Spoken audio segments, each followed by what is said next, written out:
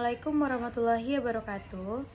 Saya Zahwa Warahma Sukma dengan NIM 21023114. Baiklah, di sini saya akan membahas tentang supervisi pendidikan. Yang pertama, pengertian. Dilihat dari sudut etimologi, supervisi berasal dari kata super dan vision, yang masing-masing kata itu berarti atas dan penglihatan. Jadi, supervisi pendidikan dapat diartikan sebagai penglihatan dari atas. Melihat dalam hubungannya dengan masalah, supervisi dapat diartikan dengan menilik, mengontrol, atau mengawasi. Supervisi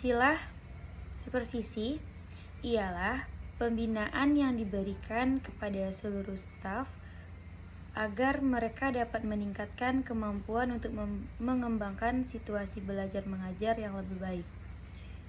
Orang yang melakukan supervisi disebut dengan supervisor.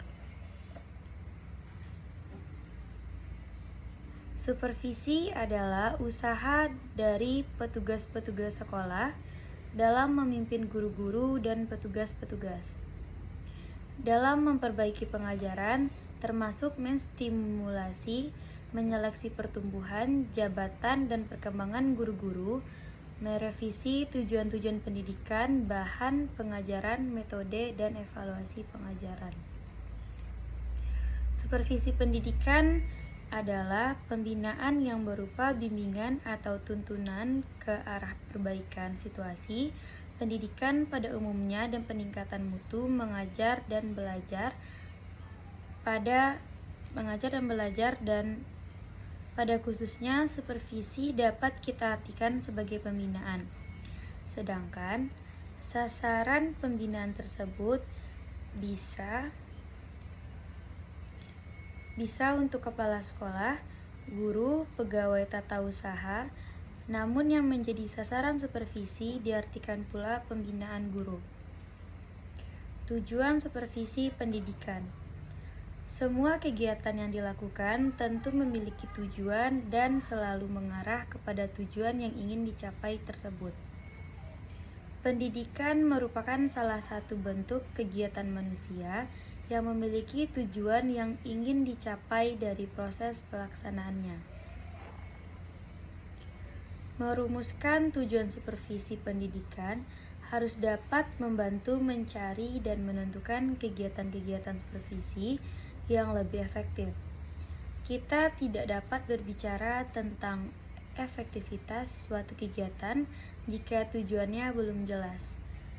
Tujuan supervisi pendidikan adalah membantu guru agar dapat lebih mengerti atau menyadari tujuan-tujuan pendidikan di sekolah dan fungsi sekolah dalam usaha mencapai tujuan pendidikan itu. Membantu guru agar mereka lebih menyadari dan mengerti kebutuhan dan masalah-masalah yang dihadapi siswanya, supaya dapat membantu siswa itu lebih baik lagi. Untuk melaksanakan kepemimpinan efektif dengan cara yang demokratis dalam rangka meningkatkan kegiatan-kegiatan profesional di sekolah dan hubungan antara staf yang kooperatif untuk bersama-sama meningkatkan kemampuan masing-masing.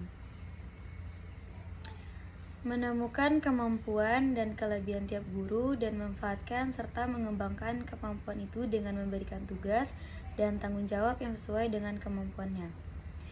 Membantu guru meningkatkan kemampuan penampilannya di depan kelas, membantu guru baru dalam masa orientasi supaya cepat dapat menyesuaikan diri dengan tugasnya dan dapat mendayagunakan kemampuannya secara maksimal. Membantu guru menemukan kesulitan belajar murid-muridnya dan merencanakan tindakan-tindakan perbaikannya, dan menghindari tuntutan-tuntutan terhadap guru yang di luar batas atau tidak wajar, baik tuntutan itu datangnya dari dalam sekolah maupun di luar sekolah. Menurut Hasbullah, fungsi dan tujuan supervisi pendidikan adalah sebagai berikut. Sebagai arah pendidikan, dalam hal ini tujuan akan menunjukkan arah dari satu usaha, sedangkan arah tadi menunjukkan jalan yang harus ditempuh dari suatu situasi sekarang kepada situasi berikutnya. Sebagai contoh, guru berkeinginan membentuk anak didikannya menjadi manusia yang cerdas, maka arah dari usahanya menciptakan situasi belajar yang dapat mengembangkan kecerdasan. Tujuan sebagai titik pangkal mencapai tujuan lain. Dalam hal ini, tujuan pendidikan yang satu dengan yang lain merupakan satu kesatuan yang tak terpisahkan. Memberikan nilai pada usaha yang dilakukan. Dalam konteks usaha-usaha yang dilakukan, kadang-kadang didapati tujuan yang lebih luhur dan lebih mudah dibanding yang lainnya. Semua ini terlihat apabila berdasarkan nilai-nilai tertentu. Tujuan supervisi pendidikan ialah mengembangkan situasi belajar mengajar yang lebih baik melalui pembinaan dan peningkatan profesi mengajar. Tujuan utama supervisi adalah memperbaiki pengajaran. Tujuan umum supervisi adalah memberikan bantuan teknis dan bimbingan kepada guru dan staf agar personel tersebut mampu meningkatkan kualitas kinerjanya dalam melaksanakan tugas dan melaksanakan proses belajar mengajar. Selanjutnya ada fungsi supervisi pendidikan. Menurut Swearingen, terdapat fungsi supervisi sebagai berikut. Pertama, mengkoordinasi semua usaha sekolah. Kedua, usaha-usaha sekolah. Ketiga, usaha tiap guru. Guru ingin menemukan ide dan mengurangi materi pelajaran menurut pandangannya ke arah peningkatan. Usaha-usaha yang bersifat individu tersebut perlu dikoordinasi. Itulah fungsi supervisi. Usaha-usaha sekolah. Sekolah dalam menentukan kebijakan, merumuskan tujuan-tujuan atas setiap kegiatan sekolah termasuk program-program sepanjang tahun ajaran, perlu ada koordinasi yang baik. Usaha bagi pertumbuhan jabatan. Setiap guru ingin bertumbuh dalam jabatannya. Oleh karena itu, guru selalu belajar terus-menerus, mengikuti seminar, workshop, dan lain-lain.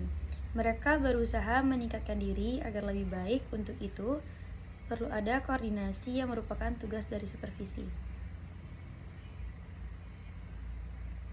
Memperlengkapi kepemimpinan sekolah. Kepemimpinan merupakan suatu keterampilan yang harus dipelajari dan membutuhkan latihan yang terus-menerus. Salah satu fungsi supervisi adalah melatih dan memperlengkapi guru-guru agar mereka memiliki keterampilan dalam kepemimpinan di sekolah. Selanjutnya ada memperluas pengalaman guru, menstimulasi usaha-usaha sekolah yang kreatif, memberi fasilitas dan penilaian terus-menerus. Dan selanjutnya ada prinsip dasar supervisi.